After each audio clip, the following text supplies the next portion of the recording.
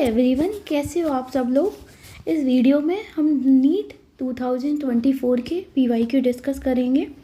तो last video में हमने एक क्वेश्चन डिस्कस किया था, उसके आगे ही हम चलते हैं। तो क्वेश्चन क्या कह रहा है, given below are two statements. दो स्टेटमेंट गिवन है। फर्स्ट स्टेटमेंट क्या कह रहा है, the boiling point of hydrides of group 16 elements follow the order H2O greater than H2G greater than H2SE greater than H2S। Second statement क्या कह रहा है, on the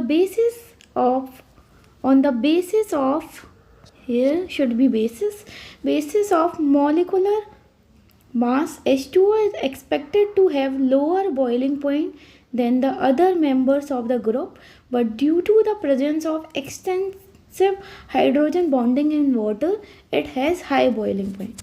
ठीक है, अगर हम बॉइलिंग पॉइंट की बात करें तो वो डायरेक्टली प्रोपोर्शनल होता है मॉलिकुलर वेट के। अगर मॉलिकुलर वेट बढ़ेगा तो बॉइलिंग पॉइंट क्या है, बढ़ेगा। अगर हम हाइड्राइड्स ऑफ ऑक्सीजन फैमिली की बात करें तो यहाँ पे हो जाएगा H2O, के बाद आ जाएगा H2S, उसके बाद H2SE, ठीक है, देन आएगा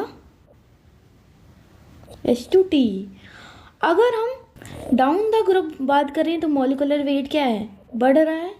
मतलब बॉइलिंग पॉइंट का ऑर्डर क्या होना चाहिए, H2TE का सबसे ज़्यादा, फिर H2SE, फिर H2S, फिर क्या होना चाहिए, लास्ट में आएगा H2O। होना तो ये चाहिए था पर ऐसा नहीं होता है। ठीक है, ये क्या है, गलत ऑर्डर। H2O में क्या होता है, हाइड्रोजन बॉन्डिंग हो जाती है, इंटरमॉलिकुलर हाइड्रोजन बॉन्डिंग हो जाती है। एक जो वाटर का मॉलिक्यूल है वो दूसरे मॉलिक्यूल के साथ हाइड्रोजन बॉन्डिंग दिखा देता है। तो इस वजह से क्या है, यहाँ पे एक्सटेंसिव हाइड्रोजन बॉन्डिंग हो जाती है, ये फर्दर ऐसे चलती रहती है।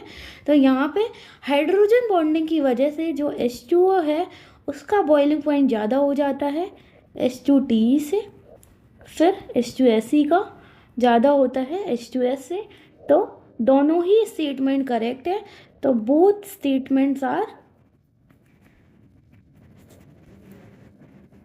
करेक्ट। ठीक है, आई होप आपको समझ आया होगा। चलिए हम नेक्स्ट क्वेश्चन की तरफ मूव करते हैं। In which of the following equilibria Kp and Kc are not equal। तो ये क्वेश्चन जो है केमिकल इक्विलिब्रियम से आया हुआ है और वी नो दैट Kp और Kc में रिलेशन क्या होता है, Kp equal to Kc RT की पावर डेल्टा Ng। हमें पता लगाना है कि किसमें Kp और Kc की वैल्यू जो है इक्वल नहीं है। हम क्या करें, डेल्टा Ng को फाइंड आउट कर लें। ठीक है, अगर डेल्टा Ng की वैल्यू बराबर 0 आती है तो यहाँ पे RT की पावर 0 हो जाएगा, और अगर कोई भी वैल्यू है उसकी पावर 0 तो वहाँ पे क्या आ जाएगा, 1 आ जाएगा। मतलब Kp की वैल्यू Kc के बराबर हो जाएगी।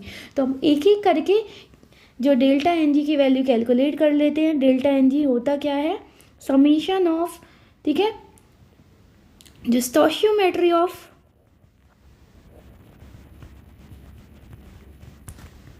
Product minus summation of stoichiometry of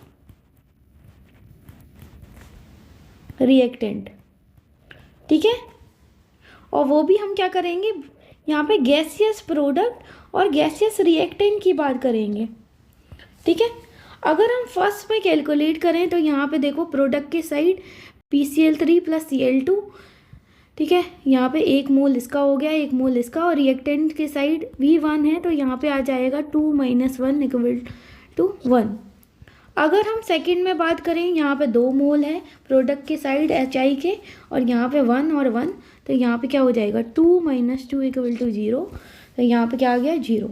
अगर हम थर्ड की बात करें तो डेल्टा Ng की वैल्यू क्या आएगी, यहाँ पे स्टोइचियोमेट्री ऑफ H2 1 है, यहाँ पे CO2 का भी 1 है, प्रोडक्ट के साइड भी ये 1 + 1 क्या है,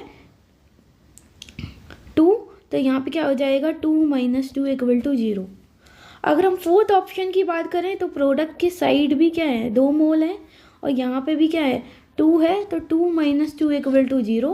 तो यहाँ से हमें पता चल रहा है कि जो डेल्टा एन जी की वैल्यू है वो क्या है, ग्रेटर देन 0 है फर्स्ट ऑप्शन के लिए। तो यही हमारा करेक्ट आंसर हो जाएगा। Thank you.